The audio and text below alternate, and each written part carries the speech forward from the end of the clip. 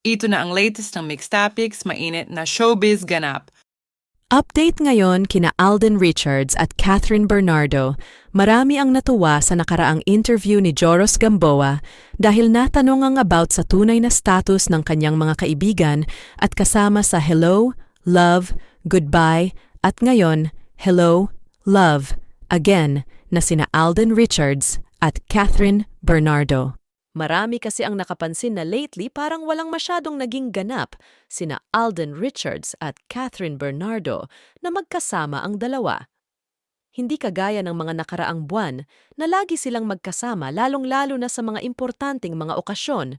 At nung nakaraan ay nakita pa ang Kathden sa mall na magkasama at kasama ang kanilang kaibigan na si Alora Sasam.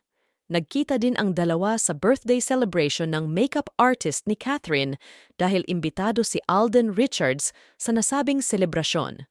Kaya naman hindi masyadong nagkikita ang Kathden ngayon ay dahil very busy sila sa kanya-kanyang mga trabaho, si Catherine ay naglabas ng panibagong TVC ng KFC. Present din siya sa Century Tuna Superbods Best You Ever Grand Finals Night 2024. Very simple si Catherine sa kanyang kasuotan nang dumating sa event ngunit stunning, hot and sexy sa kanyang naging performance sa Century Tuna Superbods Grand Finals Night. Lalo siyang gumaganda at sinusuportahan ng mga fans dahil sa kasimplehan niya kahit na alam ng lahat na nasa kanya na halos ang mga blessings sa buhay dahil deserve naman niya ito at napaka-hardworking niya at very passionate siya sa kanyang mga ginagawa.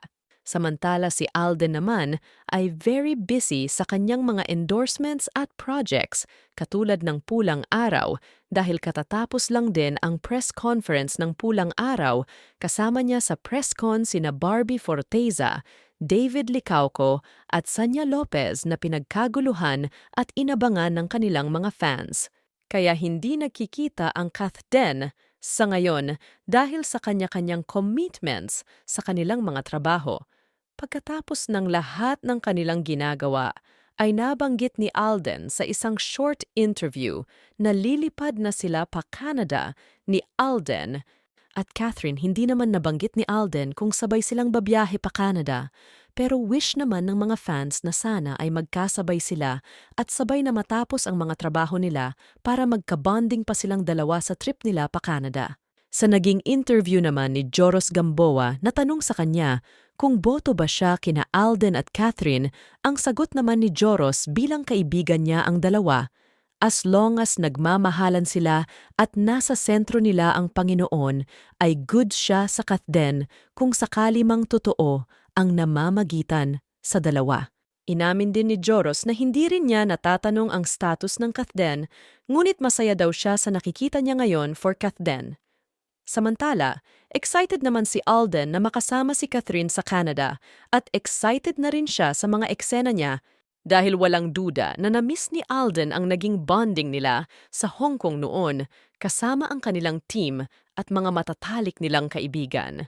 Samantala, kaliwat kanan naman ang mga comments ng mga netizens patungkol sa mga ganap ngayon ng mga GMA artists kagaya nila Alden Richards, Sanya Lopez at ang Barda dahil dinumog sila sa kanilang press conference ng Pulang Araw at lalong pinagkaguluhan pa ang Barda sa premiere night ng kanilang pelikulang That Kind of Love.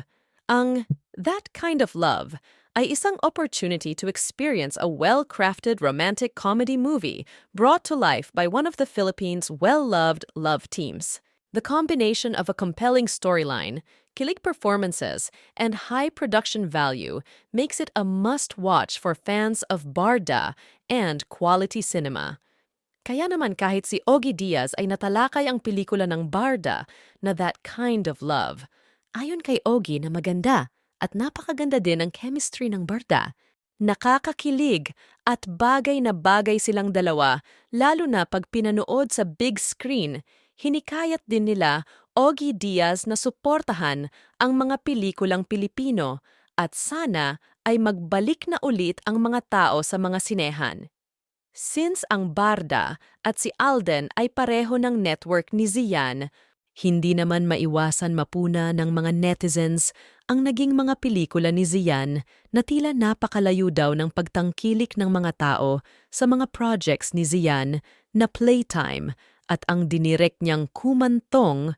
Marami tuloy ang mga nagsabi na dapat ay humble lang palagi at huwag magsalita ng tapos dahil kapag ang mga fans ang hindi tumangkilik, ay wala talagang mapapala ang projects kung mayabang ang isang artista sa industriya. Malaki din talaga ang naging impact ng hiwalayan nila ni Kim at sinundan pa ni Zian ang pagbabandera ng kanyang bagong kasintahan. At di umano sinabihan pa niya si Kim na pwede nang sabihin na hiwalay na sila at may iba na siyang girlfriend. At hindi pa doon natapos ang mga pinaggagawa ni Zian, kundi nagpa-interview pa at pilit na dinidikit ang kanyang ex-girlfriend na si Kim kahit hindi naman siya kasama sa pelikula. Yan daw ang ganti ng mga fans sa ginawa ni Zian kay Kim at ang hindi suportahan lahat ng proyekto ni Zian.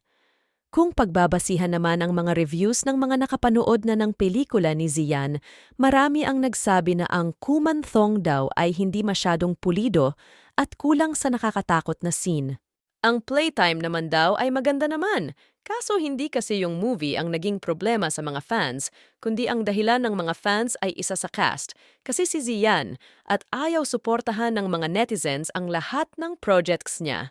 Naapektuhan tuloy ang ibang casts ng movies, kagaya nila Sanya Lopez, na maraming tumatangkilik sa kanya, at si Cindy Miranda na nakiusap pang wag sana idamay ang movie at bigyan ng pagkakataon na panoorin ang pelikula. Malamang daw na masakit na ang ulo ni Zian sa nangyari sa kanyang career ngayon dahil nalugi daw ang magkasunod na projects niya. May mga nagsasabi din na baka bitawan na rin daw siya ng network.